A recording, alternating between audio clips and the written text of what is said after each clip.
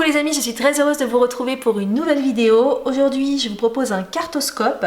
Donc il s'agit ici de définir un petit peu quelles sont les énergies du mois de juin, quelles sont les guidances que l'on peut obtenir pour ce mois de juin pour nos amis les Verseaux. Pour ça, je vais utiliser l'oracle des miroirs et l'oracle bleu. Si ces oracles vous intéressent, sachez qu'ils sont disponibles en barre d'infos. J'ai mis le lien Amazon vers ces oracles. Donc on va commencer avec l'oracle bleu, je vais vous faire un tirage plutôt professionnel et après avec l'oracle des miroirs, on fera plus un tirage d'ordre personnel, relationnel. Alors c'est parti avec l'oracle bleu.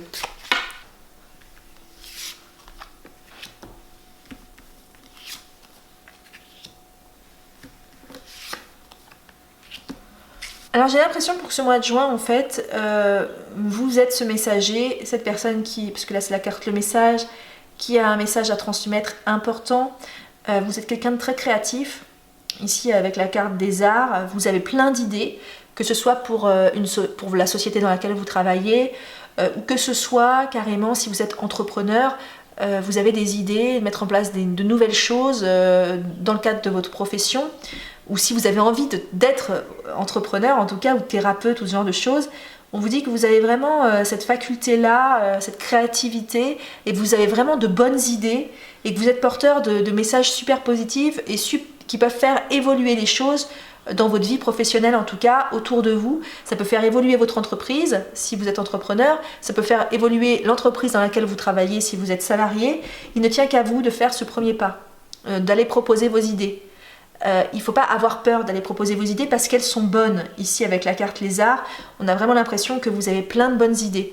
Et du coup, on vous invite en ce mois de juin à mettre vos peurs de côté et à commencer à vous montrer tel que vous êtes, à montrer toute votre créativité, à la mettre au service de l'entreprise. Donc voilà, on va regarder maintenant d'un point de vue relationnel, personnel, ce que l'on nous dit.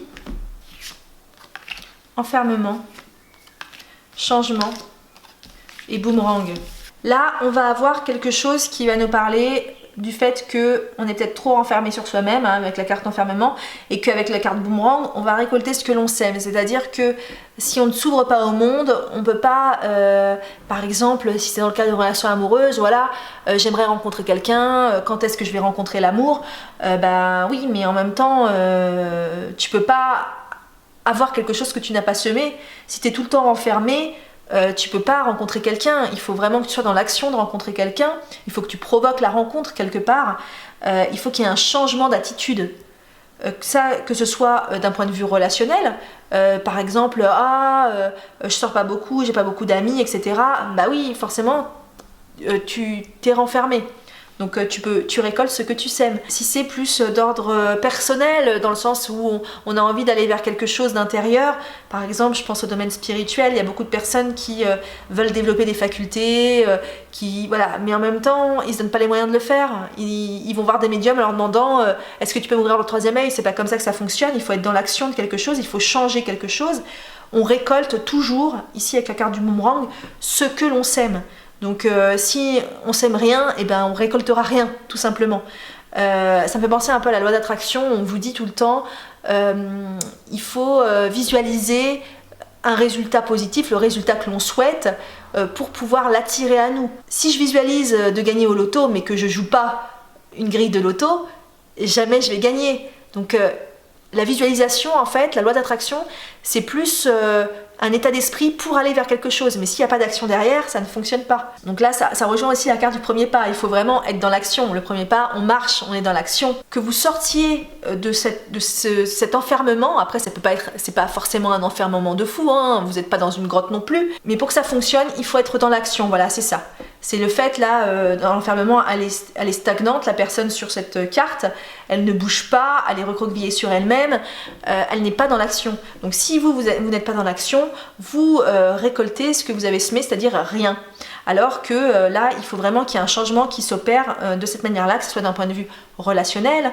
Ça marche aussi pour le professionnel. On vous invite à être dans l'action, de montrer qui vous êtes. Vraiment. Donc sur ce mois de juin, on vous invite au changement. On vous dit simplement que l'on récolte ce que l'on sème. Et donc même si les résultats ne sont pas visibles tout de suite, dès qu'on est dans l'action, on va créer quelque chose de positif pour nous.